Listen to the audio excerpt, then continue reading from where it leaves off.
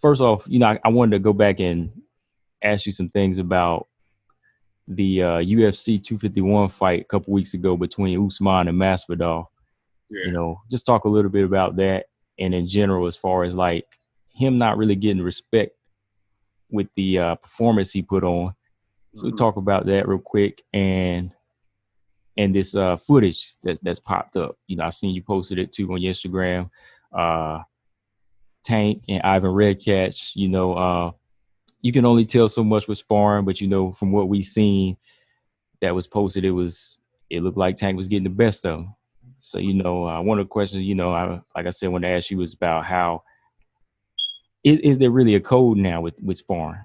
Is there really a code on what should be posted, what shouldn't be between different calibers of fighters? And last, just talk about activity, how why it's important to stay active. Andre Ward brought it up with Terence Crawford, him, why it's still critical for him to stay active, even though he's a champion. But yeah, man, PR, what's been going on with you, bro? Not too much, man. Just trying to stay out of this heat, to be honest, man. It's hot out there. Bruh, I'm over here sweating it up a little bit, so I'm trying to stay cool a little bit. You don't hear that fan blasting in the back, do you? I don't. You like the heat, though, Ant, so. I do. Yeah. I do. Yeah, I ain't a cold person, but, I need to kind of balance it out. I'm good at like 80 or 90. It's like feel like 100 out here, though. Yeah, it's real out there. Definitely. But yeah, man, going back to UFC 251, P, got to talk about some MMA, man, because they've been putting on the shows for us. They've been putting it down. This Usman Masvidal fight, Masvidal, he took it on short notice. He came through and, to save the main card. But like I was telling people, Usman, he's a smart fighter. He's going to do what he got to do to win. After I watched the fight, there was a few other people that were watching it, not with me, but, they were kind of casual fans. And the first things they said was, I didn't like the fight. Usman is boring. He's not a good fighter. But, to me, he did what he had to do to win. And it always comes back to that fight of the night versus fighter of the night type thing with me. Like, when you seen his performance, what was your first reaction to it? Well, starting off, I kind of thought Masvidal just having that killer instinct and that it factor, will play a difference in the fight. But I had to go back and reassess Kamaru Usman, to be honest, Ant, because looking at him on paper, to me, I never was impressed by him. I don't see speed. I don't see striking. I know the wrestling acumen is there, but I never was impressed by him.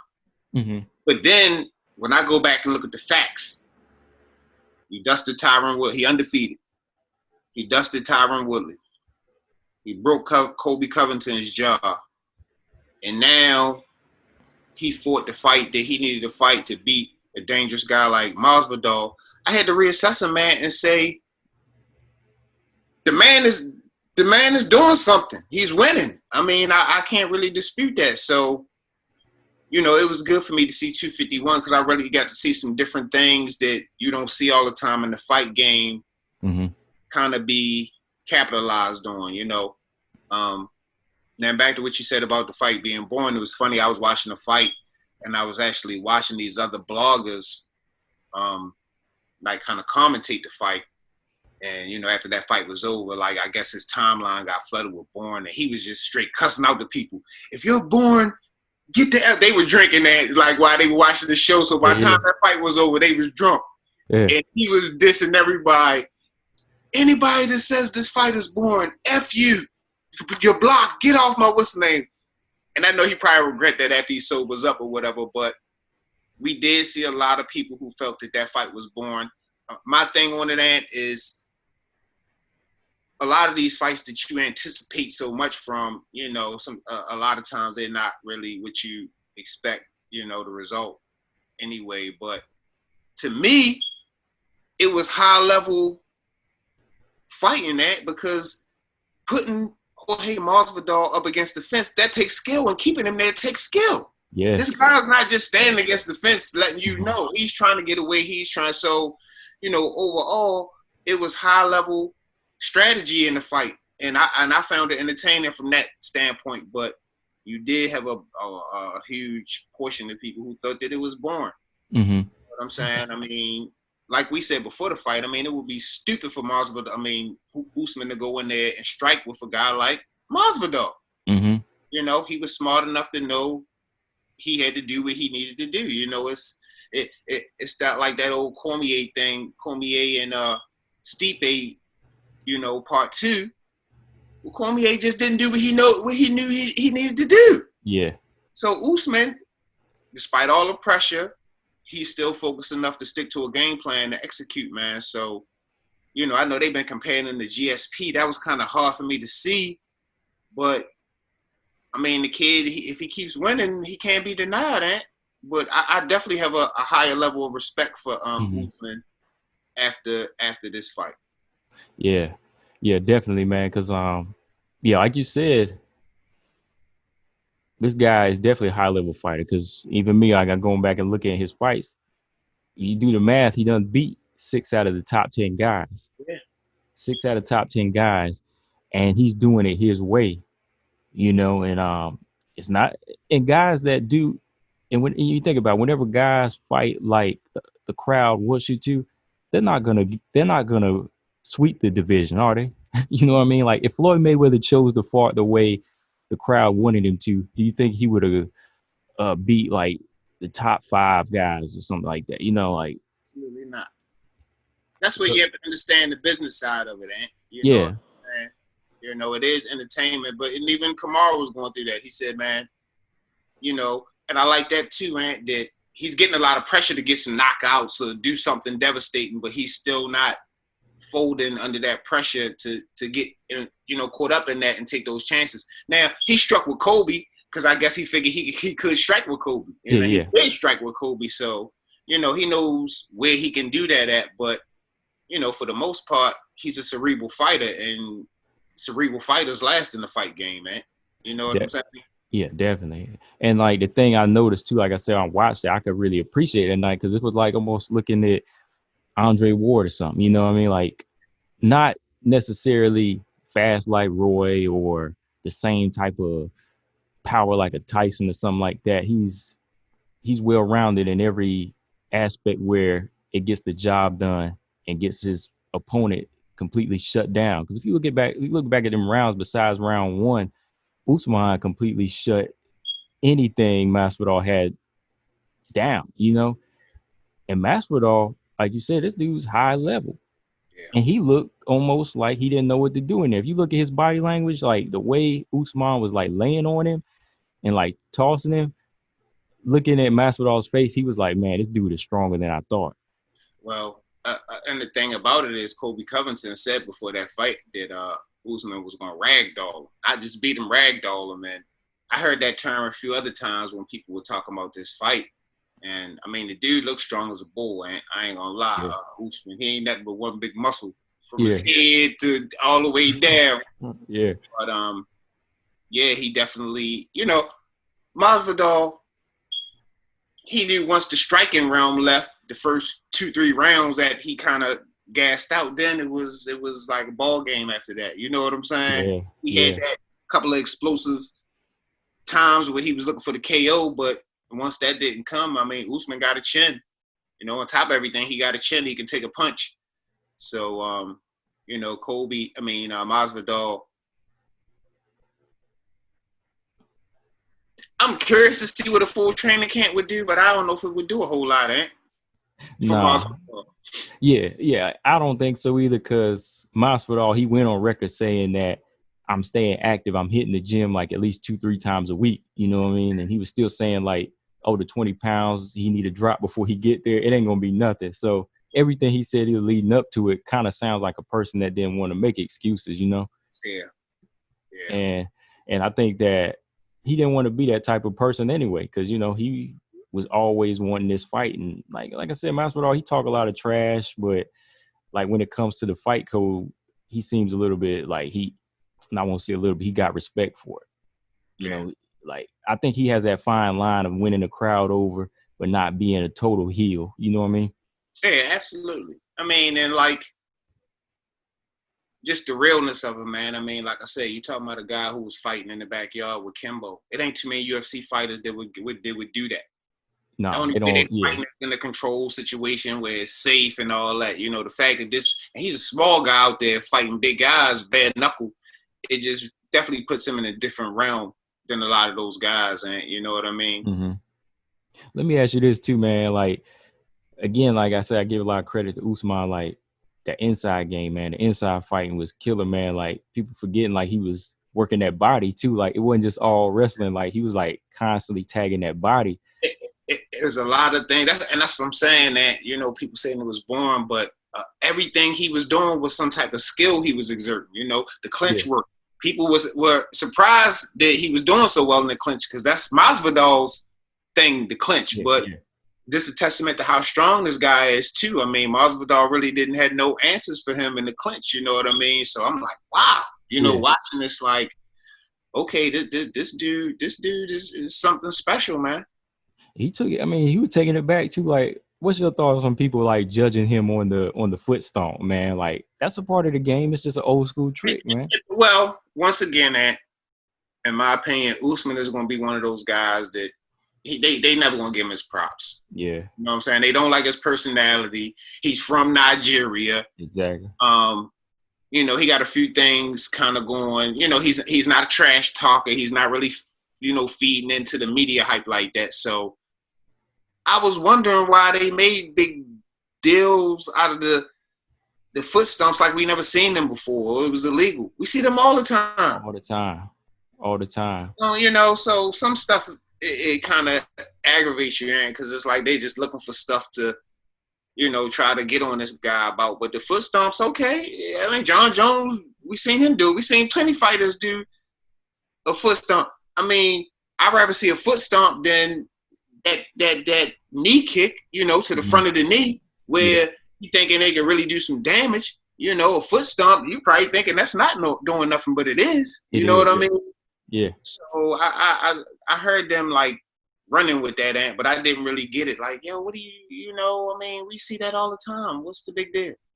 Yeah, so I was like, man, they're like talking about like he's trying to bite somebody or something. You know what I mean? Like they're trying to like you sneaking low blows or something. Yeah, like. Yeah. And I say that's why you can tell like the generation of the MMA fans from maybe like 8 or 9 years ago. Like the more it changes, the more they become so fickle on certain things. You know, it's like we're gonna start really nitpicking now because we don't like somebody. Right, trying to anyway. Yeah. You know, but I did notice that, like, come on, man, get a man his props. You know what I'm saying? I mean, yeah, that's all I want. Yeah, just give the man his props. But moving forward from here, man, like, what you think as far as Usman? Like, if you fight Gilbert Burns next, do you think he should go ahead and clean that out, take that fight, and then move up or something? Yeah, to be honest, I mean, I never thought about him moving up, but when I look at his body, I mean, it looks inevitable. You know what I'm saying? Yeah. He will move up, but I would like to see him and Gilbert Burns go at it. Another young gunner, young lion out there, going up against Usman. But yeah, man. I mean, it looks like his future is just looking really, really, really bright right now. So I'm happy for him. You know, he's an underdog. He wasn't the guy that we seen to win, even on the show. You know, he won the. What was it? The Ultimate Fighter. Nobody thought he would win, you know, You know, so I like those stories, A guy that you're overlooking, and next thing you know, blam, he's in your face. He can't be denied anymore. And Kamara put himself in that position. Yeah, definitely. Shout out to Usman, like I said, man. But you know, I was glad respecting Masvidal for showing respect, you know. Just showing it was a game, but at the end of the fight, he shook his hand and he was like, no excuses, you know. He straight up gave him his props on the performance he put on. Because he could have said, "Oh man, Usman didn't want to bang," or Usman did. You know what I mean? Like he could have made some type of excuse. Yeah, definitely.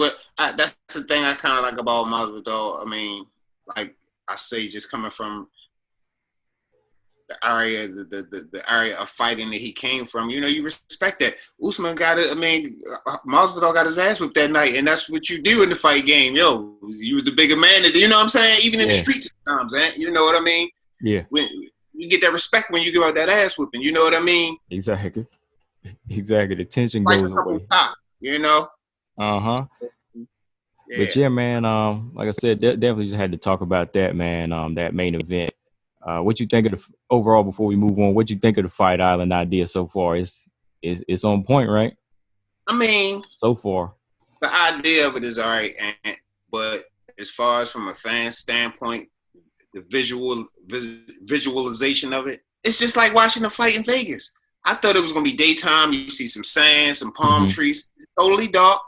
We don't even know we on the island. Yeah. So from the fan standpoint, you know, it was just a regular fight to me. But the whole idea of it, I think, is pretty dope. You know what I mean? Yeah. From the fan standpoint, I didn't notice a thing. It was like a regular arena.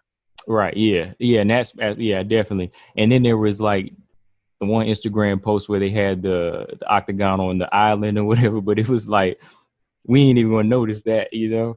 You didn't get that vibe at all, which I thought would have brought some aesthetic to it. And you look and see a guy out there on a sunny day, palm trees blowing. I mean, that would have been dope just for a new scenery, you know what I mean? But maybe it's something they'll do later on or something out in Fight Island. But I mean, I thought it was a dope idea, but visually watching it, I was expecting to just see some different things, you know what I mean?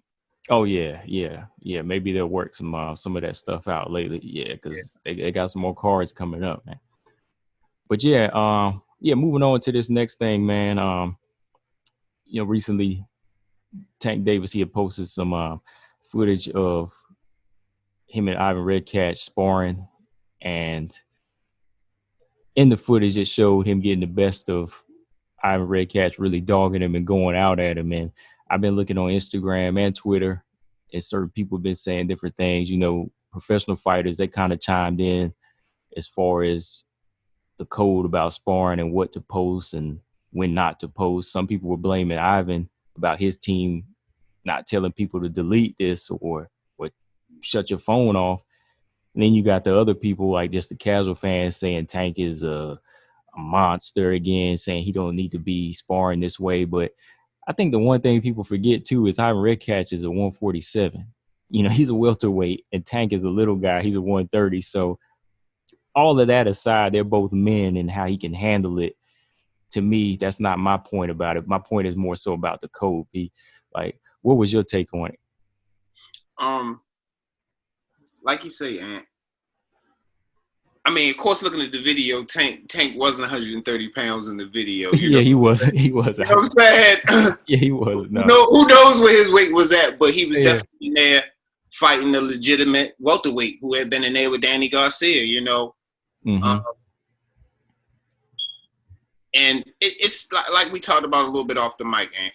Somebody brought up a good point that that maybe the game is changing. I don't know. I'm just bringing up this point. But the guy said, you know, we haven't heard Ivan Redkach's name as much as we heard it in the last week. And that's all because of the footage that Tank Davis put up. You know what I'm saying? The fact that he posted it really kind of turned into a whole nother thing for Ivan Redkach. So, you know, from that standpoint, I don't know if it's necessarily a bad thing. You know, we come from the era of boxing where, you know, footage is not leaked. But just think about this, and if we had video of Errol Spence sparring Mayweather, who knows where that footage would have took Errol Spence right now? Yeah. Or a few years ago, if we had visual to that, you know what I'm saying? Because the word of mouth alone put him on the map. Put him on the map, yeah. So what if we had a couple highlights of him dropping Floyd or having Floyd in the corner? You know, it could be the AB sparring. Yeah, or the AB thing. Who knows what this footage would have did for you know, certain people's careers? So I don't know, and I'm on the fence about it. You know, Ivan.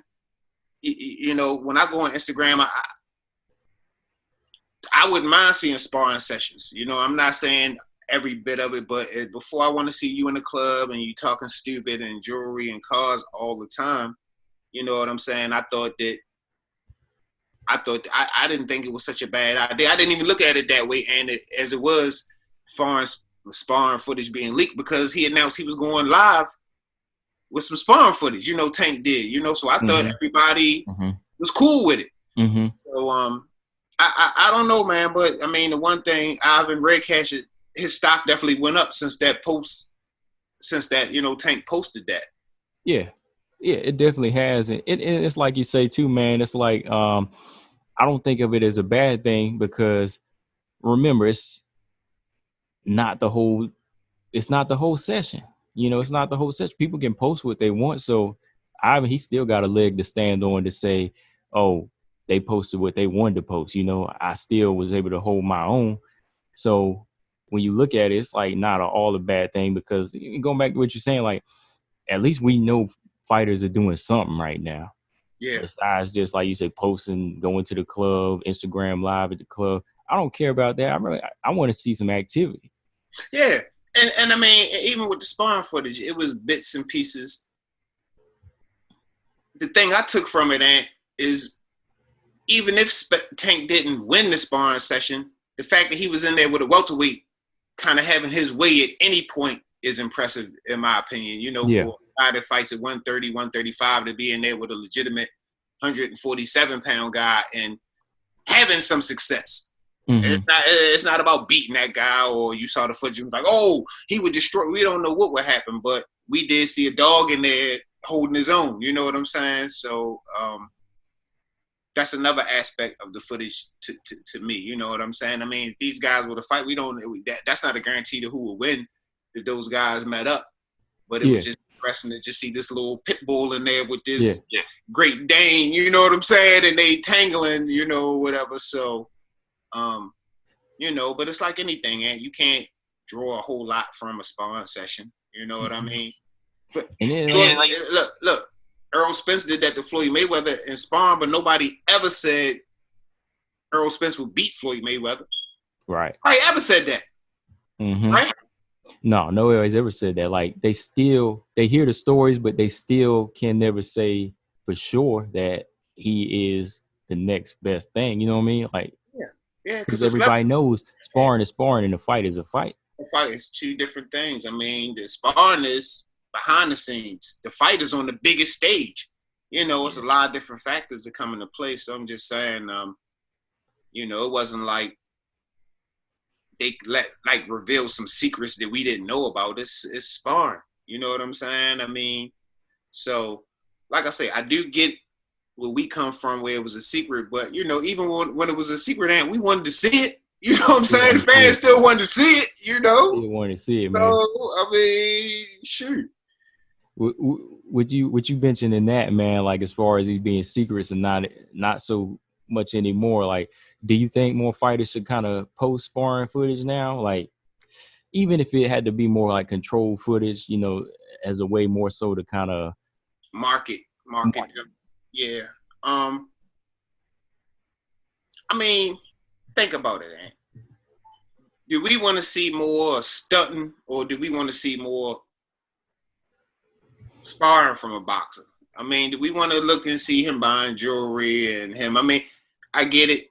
That's cool. Sometimes you want to show that. But when I think of a fighter, I don't think of a Bentley and jewelry and some of the stuff they posting. I think of a guy sparring. I think of a guy in the hot gym. I think of a guy sweaty. Yeah. You know what I'm saying? Those are the things that I think of when I think of a fighter. Now if you're an influencer or you something else, I mean, I get it. They doing anything to get attention, but your attention comes from fighting. You know what I'm saying? So, I mean, while you are fighting, I think that should be the main, focus. But, and once again, in today's world, Twitter and social media and all these things, man, it really puts a spin on the game. Any given second, at any given time, if you feel any type of way, you can type it and put it out there and see what happens. I think that it would be cool too, because I mean, like, let's say if that you're going to use this as marketing footage on Instagram, it can be more so controlled sparring, and when you think about it too, like Ivan Redkach and Tank, like, do you really think they're going to cross paths anyway in a real fight? No. So it's like you getting work from somebody else because from another weight class. Did you think about it? Like, Going back to the UFC, you look at DC, he in there rolling with some of these lighter guys, you know. Oh, yeah, He Khabib, might you know, Khabib. yeah. And then after that, you got like Dustin Poirier might be in there rolling with some of the ladies. Right. So it's kind of like, we know that y'all are getting work from each other, so why not just show a little bit of? Ain't nobody saying you got to show your whole training regimen, but just show somebody a little bit. And I mean, and of course, if you get knocked out with sparring, that's not nothing you want to post. We get that, you know. That's a given. You know what I'm saying? But, you know, I mean, that happens in sparring too. You know what I mean? The guy who knocks you out, he's going to want to post that. You know what I'm saying? Maybe. Yeah. So, but like I say, man, I'm not totally opposed to it being done in a tasteful way. You know, like I say, it's not like Tank Davis was in there with 115-pound guy and just like bullying them. No, he was in there with a bigger guy and looked like he was bullying them. So, I mean, it's not a whole lot bad I can say about that. I can't feel bad for Ivan Redkach. It wasn't like they added up, you know, put all the stuff against him. You know, it was 2 men in the ring, and you know, and hey, you could have been doing him like that, you know. Yeah, you got the tools too, so that's why they put you in there with the Tank. And at the same time, like I said, he fights at a lower weight than you. Granted, like you said, maybe a little heavier, but you know, his main weight is 130, 135, and you probably blow up to at least 150, 60. So y'all got the same tools, you know. And then think about it from this end. You know, Tank Davis went live. He didn't know what was going to happen. He could have got knocked out. Yeah. So he took the chance with putting that on live, not knowing what was going to happen. Yeah. You know what I'm saying? Yeah. And in that aspect alone, I mean, this new generation might be feeling that. And, you know, they might be feeling, he did, you know, he live, anything can happen live. It's not posted footage. It was live. You know, so I mean, that's a whole nother realm, man. You putting something on the line too, going live. Yeah, because hey, if people understand, once it go live, somebody else already trying to get it. Yeah, it's already getting screenshot or recorded, and then screenshot or recorded. You can't take it back, and you get dropped. That's on there. That's on there, man. So you know, you got to think about that aspect too. Tank Davis doing this was risky. But I was looking too on Twitter, you know, a few people were commenting, you know, some different fighters. You know, Errol, you know, he said he never really breaks a code on sparring, you know, which is cool. You know, he said that it's not a thing for him to really put out too many stories. But he said to him, from the footage he saw, Ivan looked a little bit hurt. But again, you know, some other fighter was saying, hey, man, like, it's one thing, though, like, Tank probably could have just edited something together, posted that up, you know, posted that little excerpt of it, and then it just kind of got the people talking now. But again, too, like, it's not really a bad thing nowadays because, you know, when people see you in there with the name, whoever it is, it's going to build your stock. You know, definitely if you in there with like a superstar, you know what I mean? Because think Ivan, like, if he is who he is, it ain't going to really break him because look at Conor McGregor and Paulie, that sparring. Remember that? People posted that. Since the Tank and Ivan thing, I mean, Ivan and Broner have been going back and forth, so this could send him into another nice payday. I mean, we got to remember, Ivan is not a superstar. Nobody's really calling or checking for him. So, you know, I mean, all this is kind of working out for him. You know what I mean? Regardless of how he feels about it. You know what I mean? He's getting the 5 minutes of fame. He's talking. He's trolling Adrian Broner. He's trolling, you know, Javante. So he having a good time with the whole thing. And I saw Ashley Theophane. He had chimed in, and he was kind of giving his 2 cents on how the whole thing went. And then Ivan, he went back at him, and Ivan was like, "You need to stay retired." And like they was kind of going back and forth. So yeah, man, Ivan getting in a new realm. It's taking on a life of his own, all from, you know, the sparring footage. And like you say, you know, Tank got a fight coming up, you know, supposedly. So, I mean, you know, I mean, it seemed like a calculated move, and I don't think it was the worst thing. I mean, no different than celebrity dropping a sex tape when they about to come out Exactly. with a movie or so. You know what I'm saying? Mhm. Yeah, You know, exactly. so you get that buzz going. But Tank, people taking different stuff from the footage. I mean, mind you, Ivan Redkach is a legitimate 147-pound guy, but it's not like Tank was in there doing that to Sean Porter or top 10 welterweight. You know what I'm saying? Yeah, It's a lot yeah, of different ways to look at it. You know what I'm saying? It's a lot of yeah, different ways to look at it. yeah. There's still some fighters that we know got some type of stock that needs to kind of be held to a certain degree where you can't post certain things. You know what I mean? Like Yeah. you say, if that was like Porter and Tank, you couldn't post Porter getting buzzed up in that fight at all. You know what I mean? That would be different, man. That Yeah, would be different. You talking about two boxing stars, and they have the image and brands to protect. That's a little different, but this wasn't really so much that case. Most casuals didn't even know who Ivan was. They know him now because of Tank Davis. yeah, yeah. You know what I'm Exactly. saying? And I'll say this too before we wrap this one up is like I think the thing too, man, like people just got to remember, man, this is the fight game. Who said this is going to be pretty? Like even if it is controlled sparring, somebody is going to maybe snap at one point to let the dog go, man. Like because you still training for a fight. I don't like the comments where people were saying Tank was being rude. How do you use rude in a sparring session? They said he was being too much, or like they hope he get knocked out. Again, it's going to be on somebody like Tank that they say that to. But granted, if it was Loma beating up on Ivan Redkach, it'd be like great. You know what I mean? Definitely.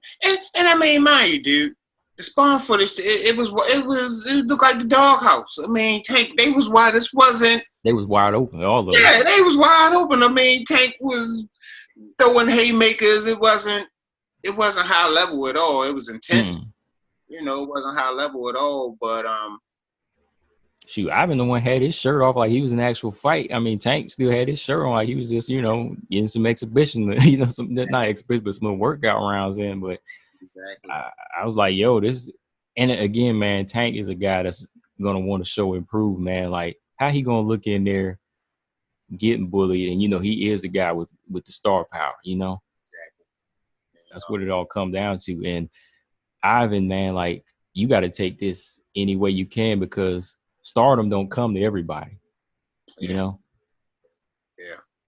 Every opportunity you got to be used to your advantage. So like, if you feel like you were outclassing him at a point, you post that, you get that footage posted, or you tell your story. Dillian White, he be telling his story about Deontay Wilder all day, so he got stories. So people tune in when you say you got a story, Yeah, absolutely. But yeah, before we jump to that topic, yeah, what's your last take on that, P, about sparring, like posting it? Like I said, man, I mean, it is a unspoken rule that that stuff used to be kept under wraps, but in the internet age, I don't think it's such a bad thing, Ant, because like I said, I mean, a fighter, and then think about this, Ant. Tank Davis went live sparring at the time of the pandemic when there's no boxing on. We're looking for this type of stuff, so it could be a new lane. I mean, we're in a different time right now, Ant, where any given day stuff is getting invented, and it wasn't this way yesterday, but guess what? Moving forward, it's this way. So, we're not having no boxing. We haven't seen Tank fighting, so that was good for some people to see him getting some work in. You know what I mean? Yeah. That's just my thing. I'm kind of on the fence about it, and I don't want to say yay or nay, but I understand both sides of it. I understand how an older guy could be like, yo, that's not right. And I can see how the newer guys are like, yo, this is the new wave, yo, this is marketing. This is what UFC is doing. This is what other sports are doing. Yeah. So, I just had to see what happens, and because like the stuff that's changing for the younger generation, that hasn't changed long enough for us to see the results. So we don't know what will happen from showing sparring footage 10 years from now. You know what I mean? Because it's just starting to happen. Now, we don't know if it's a bad thing, if it needs to Right. go. You know what I mean? We don't know the effects of Even a month from now too. Like we still don't know what it could do. Right. what it could do because it didn't used to be done. So that's kind of my take on it. And it's a new, fresh thing to see. It's Yeah. still new, you know? Yeah. Okay. Well, yeah, I agree with you on some of those points too, man. Because it's just something that we kind of got to take and run with it, see if it's kind of like a fad thing, you know. Yeah. Yeah. But yeah. Last topic, P. I was looking at the fight card. I think it was Tuesday night on Top Rank, and they talked about Terence Crawford a little bit between fights, and Andre Ward, he kind of gave his take on Terence Crawford. Since there hadn't been no live gate, Terence Crawford hadn't wanted to take like a pay cut, without having a crowd. He was feeling like he didn't want to get that set payday for any fight. He was going to wait it out till the crowd come. But Andre Ward, he made his point that being a fighter, it's really good to stay active. And for somebody like Terence Crawford, even when you start getting into the mid 30s, it is kind of important to stay active. Uh, what's your take on that? How do you feel about activity? Even if you get to a certain point as a fighter that makes a lot of money, is it still important for you to stay active? In my opinion, yeah, Ant, because the only fighter we've ever seen not be active and be successful is Floyd Mayweather. You know what I'm saying? But outside of that, I think that you have to stay. It's like anything, and it's like it's no sport that you can be in your prime and not be participating and keep and stay at high level. I don't believe there's no sport in the world that you could do that at. You know what I'm saying? So it's obvious, for fighting. And we spoke about that before, on Terence Crawford. Like, kind of one of my worst fears is that we'll be like, what if with him? Mm-hmm. Especially with the pandemic coming, because he already wasn't the most active fighter before the pandemic. But now with this pandemic, and we don't know how this is going to further delay, boxing coming back. I mean, it's getting kind of sketchy for him. That window is closing for a guy that's 33, and in the boxing world, we still think he has a lot to prove and still has a lot of fighting left in him. So I agree with Andre Ward on that, but it's kind of complicated in the pandemic situation now, man. You know what I mean? Andre Ward, the blanket statement, absolutely. But now you compound that with having a pandemic. What do you do? You know what I'm saying? I see Terence Crawford, he's kind of doubled down on that stance of not fighting because money probably running out, ain't? I mean, he probably realizing that. I mean, he wasn't getting monster paydays. He got bills, he got stuff going on. He might be staying active in the gym with other fighters, but that's different from fighting, like we said earlier. You know what I'm saying? He might feel like, I'm getting work. I'm in here. I'm working with this guy. But that's a little different, Terrence. You know what I'm saying? We need to see you on that big stage. And like for me personally, with his skill set, I will be wanting to solidify him the best and a little bit more. You know what I'm saying? It's like kind of like going back to talent, and it's not really we're not really getting to see him, exploit it. Yeah. Kind of like going back to Usman, right? Being active. Yeah. Trying your best to stay active. Yeah. Yeah. I mean, Usman is taking whoever they throw in there. I mean, short notice, short training camps. I mean, you had to get a guy that. You had to give him that, man. Whoever they throw in there, and they all been dangerous guys. Yeah. So, I got to give him that. We waiting to see Terence Crawford still really face a dangerous opponent.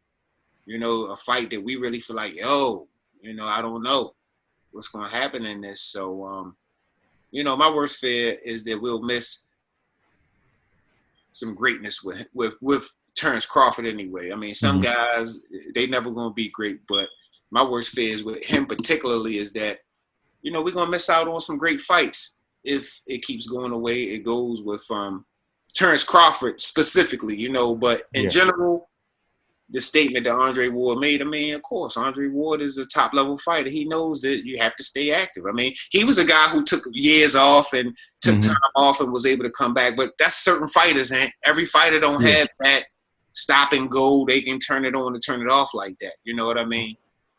Oh, yeah, and I was gonna mention that too. Like, I think with Andre Ward, he knows like that time when he was going through the promotion problems, when he had to take like a year or 2 years off, he knew what it did to his body.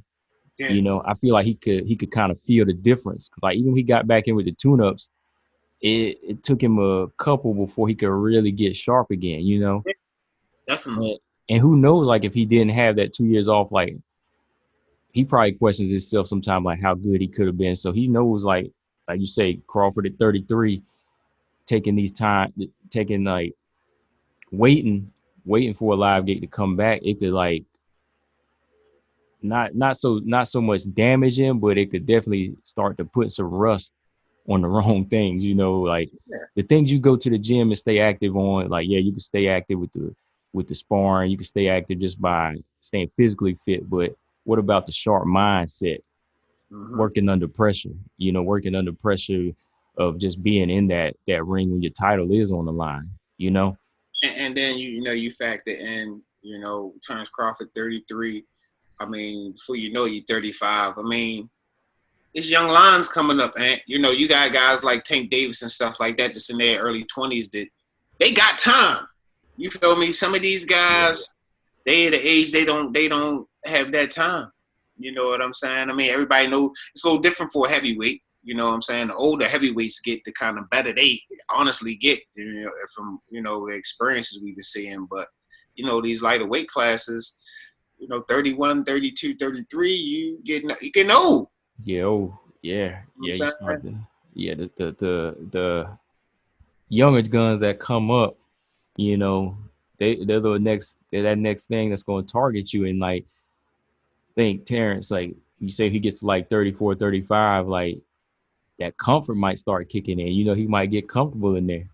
Yeah. You know, feeling like, hey, like I can do this with my hand tied behind my back, but let that be the guy that's going to hit you with whenever you feeling like you comfortable.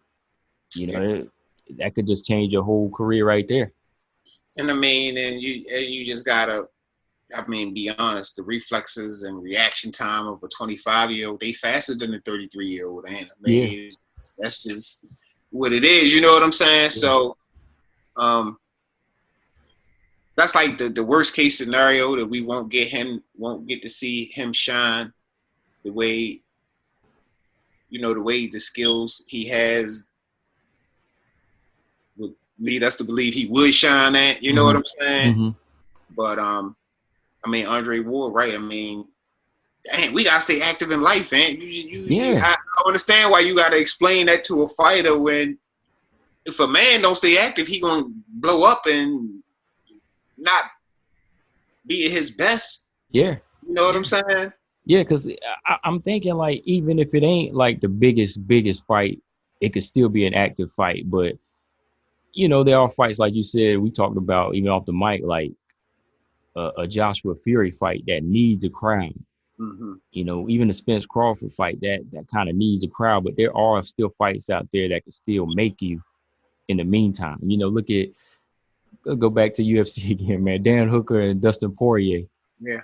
No crowd, but that fight was potential fight of the year. Yeah, both of their stock went up. I mean, cause ain't you still able to perform? I mean, you got to realize some things. I mean, you're only as good as your last fight.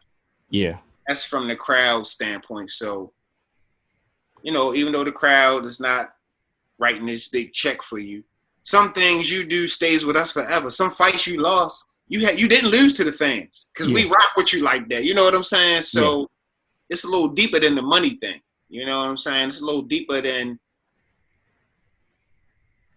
you getting the biggest possible payday. From the fans' perspective, it is. You know what I'm saying? Because some fans feel like, yo, Terence Crawford is the best fighter today, hands down. But we got to see him. We're waiting to see him go execute that.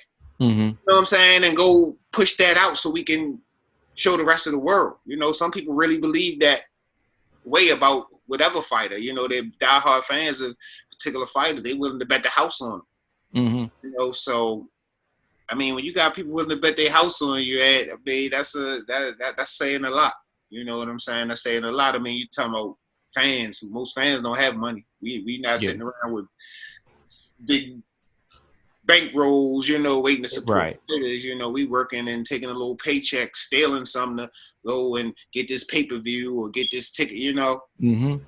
Well, speaking of money, man, like how much of a cut could it be where you feel like you don't need to step in the ring? That's my thing. Like it could just be a fight to put on, have your fans at home still say your favorite fighter still fighting.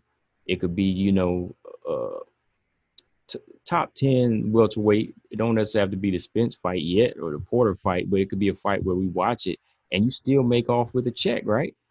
Yeah, I mean, possibly That's decent. easier check. Yeah. I mean, It's the money. trust me. What you think it is? You think it's money or just feeling like his stock is too high to take a fight like this? Because Errol Spence got 2 belts, but he's coming back in September Yeah. with a fight, no audience. Well, we got to factor in a lot, Ant, because we talking about a pandemic. We talking about people getting sick. Some people are going to say, yo, I'm bypassing that. But, Terence Crawford got about 5, 6 kids. I mean, some people really are looking at it like, is it worth me putting other things on the line? I mean, you go to a training camp and risk bringing something back to your family. It's a lot more to put on the table right now, and I gotta admit, you know what I'm saying? It is, because it's not like less people are getting it. Every time you turn around, there's more fighters getting it. So, it's a few different ways to look at it. You know what I mean? I don't know if guys are saying, yo, it's just too risky for me. I might have asthma. I might be already compromised. My kids are compromised. Is it really worth me doing that? I don't know, Ant. You know what I'm saying? But I mean, even with myself, there's a few factors I have to consider. You know what I mean? I was in the hospital bringing this stuff home to my kids, and is that worth it? Is that would I make it to hospital, bringing something home to my kids and possibly putting them in an irreversible situation? That's not really worth it to me, Ant. So, I don't know what number would make that worth it. What number can you say, all right, well, we're going to give you $2 million. Is that enough? Do you feel safe with your kids now? So I don't know. It's kind of like an executive decision that each fighter has to look at his layout and make that decision. You know what I'm saying? That's definitely they're fighters, and that's how they make their money. We know them as fighters, so of course we want to see them fight. We want to see you for you. They might have a side hustle, but we don't want to see you do real estate.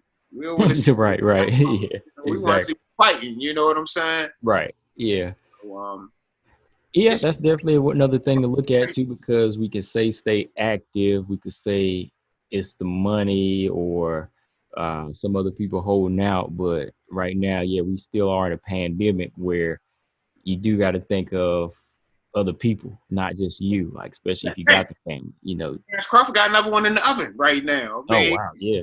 So that could be a factor. I don't think his wife might be talking to him about. Yeah, I mean, think he might not have been there for the rest of the births of his kids. I don't know. Maybe it's pandemic, is downtime. I want to be here all the way. I don't know, but I'm just saying every fighter is probably on an individual, basis or whatever. But Terence Crawford, definitely his lady is expecting another baby. So it's a lot, man. I mean, do you want to go risk bringing that back to a pregnant woman?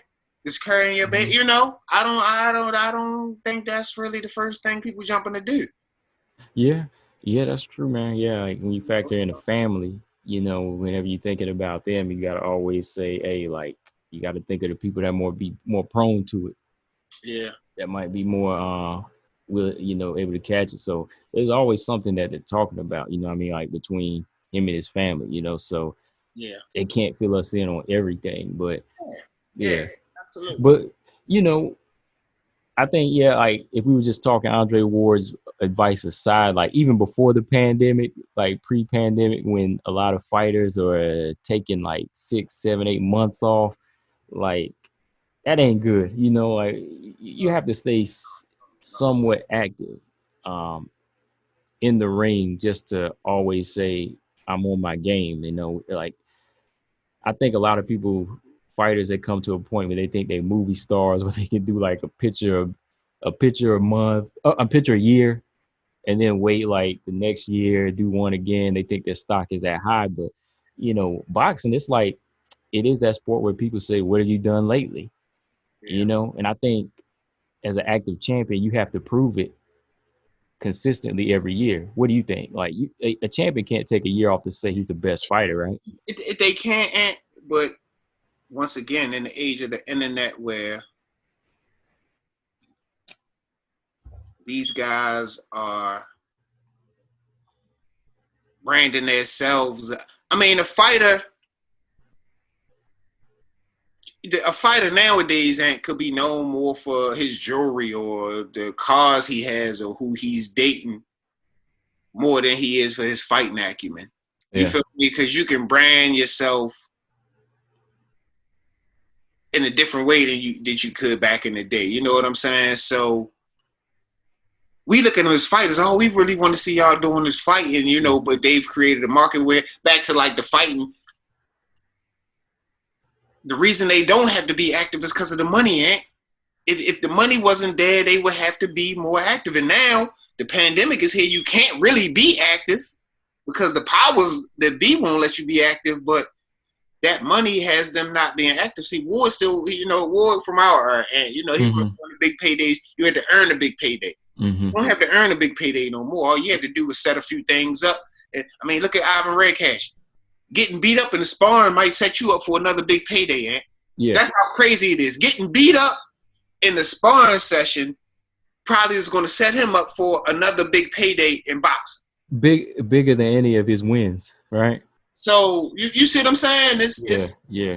It's kind of crazy hard to make sense of it. And you know, some fighters, the internet thing is going to turn them into a star and help them make money. Some fighters, their skills would turn them into a star. You know what I mean? But when you think about it, it's opened my eyes. Like nowadays, you hear more people talking about who's on your arm more so than your left hook. You know what I mean? Like you go back to the older generation, you remember that fighter for certain things they did in the ring versus out of the ring. Like again, like you said, like who he's dating, who's on his arm besides how he throws that punch. You know.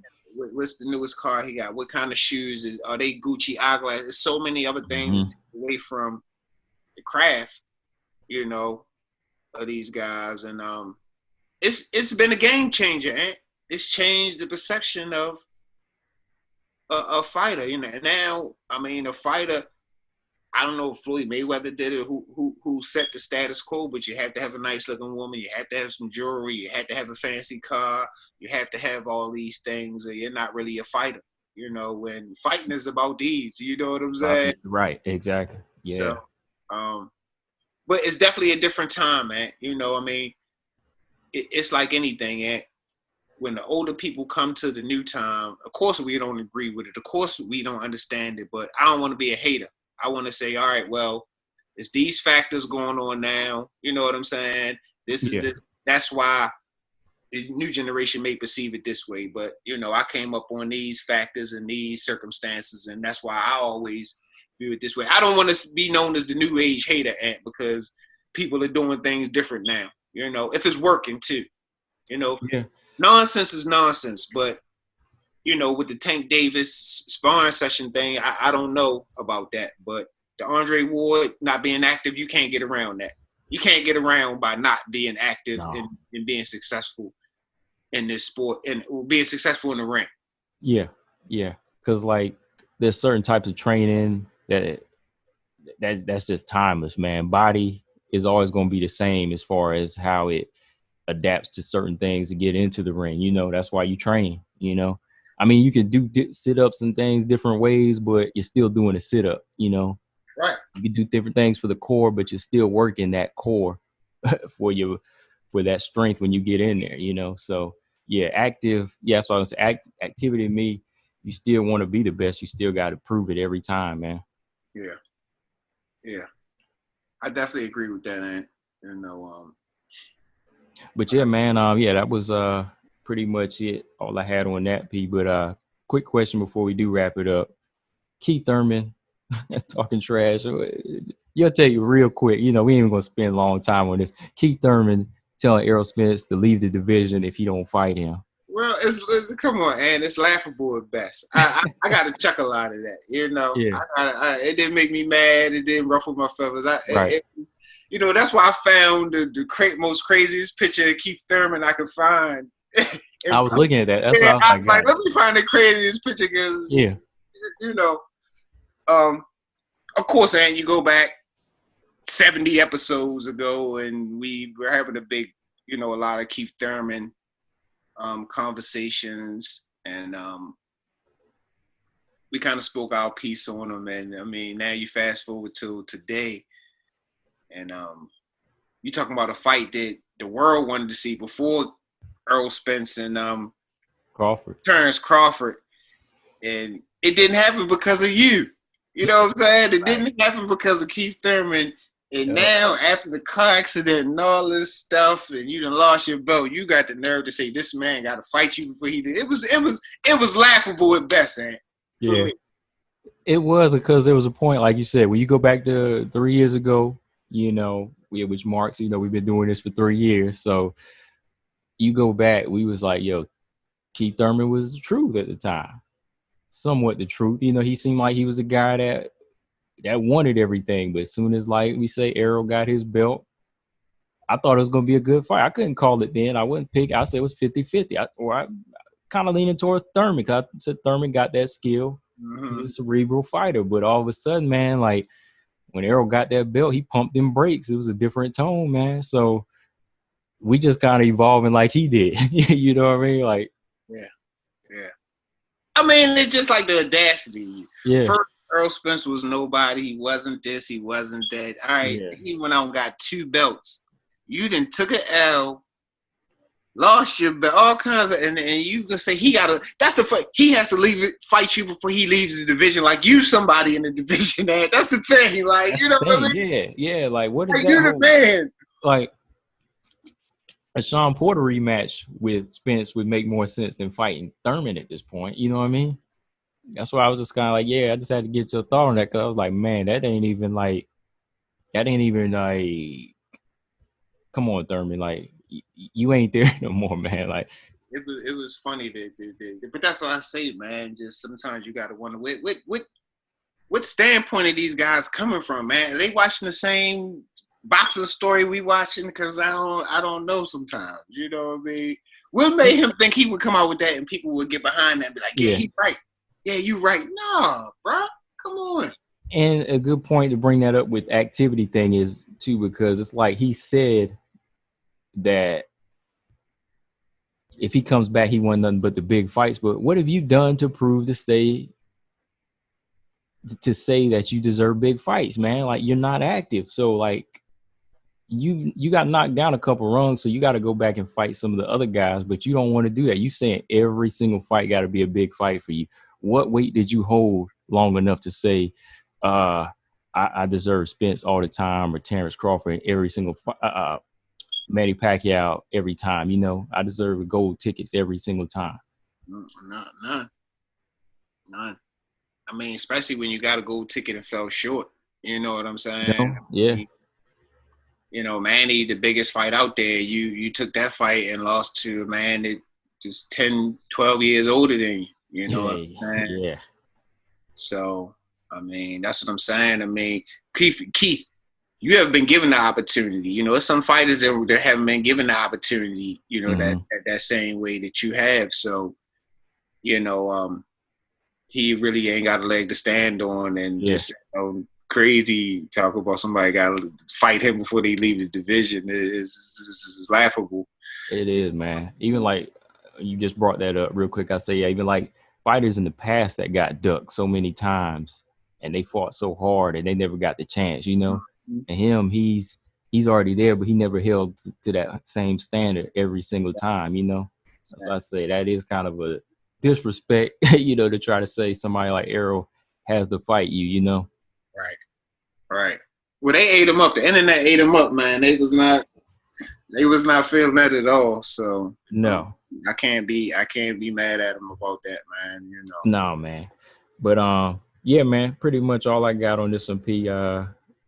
Discuss some pretty good stuff. I feel like, like we always do. With was there anything you want to say for final thoughts? No, man. I think we hit on some solid points. It's a lot of stuff going on there. Some stuff I'm willing to touch on. Some stuff I'm not even willing to touch on because it's so left. But I think we grabbed some good points this week. Some of the more important, more effective points out there. Yeah. And too, before you go, too, man, rest in peace to Travel Maizan. Yeah. Travel Amazing. Condolences to his family. He passed away in a traffic accident a few days ago, man. And undefeated junior middleweight too, man. I was like, wow, he was on the come. Right? Yes, he was 7-0, right? 17-0. 17-0. 17-0, yeah. Man. What's it about another young fighter gone too soon, man. Yeah, definitely. Yeah, man. But P, before we go, like always, I'll post it on the video up here where you can follow us. But for the audio, where can we follow you at? Y'all can check me out on IG at Loud Pack Boxing, and you can check me out at P.Bondhill on IG as well. So y'all make sure to check us out. All right, and you can follow me on Instagram at All Boxing Everything and Combo Breaker 99. You follow us both on Facebook, Instagram, and Twitter at The Jab Effect. And you can subscribe to the show on iTunes, Spotify, Stitcher, Google Play, and SoundCloud. 3 years, P. I still know it by heart. Yeah, man. But yeah, man. Funny, real quick, and just people, still, man, y'all still doing the podcast, and I'm always like, yeah, because it's no reason not to do it. It don't cost us a dime. It's not hurting nobody. Mm-hmm. I just don't see a reason not to do it, Ant. So just for people that's out there listening, you don't have to ask me that. Pretty much what I'm saying, you know what I mean? Or if they're gonna ask, why don't they go check it out? Yeah, don't ask. Yeah, you can just go do the research yourself or whatever. But yeah, man, we still going. I mean, it's just one of them things that I like to do what I say, and I see, as far as you like to do what you say too. And yeah, we said we was gonna do it, and we've been sticking with it, man. So y'all stay tuned. I don't think we're going nowhere. No, I don't think so. Nah. And shout out to Eric Thompson. Shout out to Junior. Looking at him training, he's looking sharp, man. Yeah, it's coming together, man. It's coming together for him. Yeah, man. But like always, I'm Combo Breaker 99. This your boy Boxing P, y'all. And we'll catch y'all later. Peace. Peace.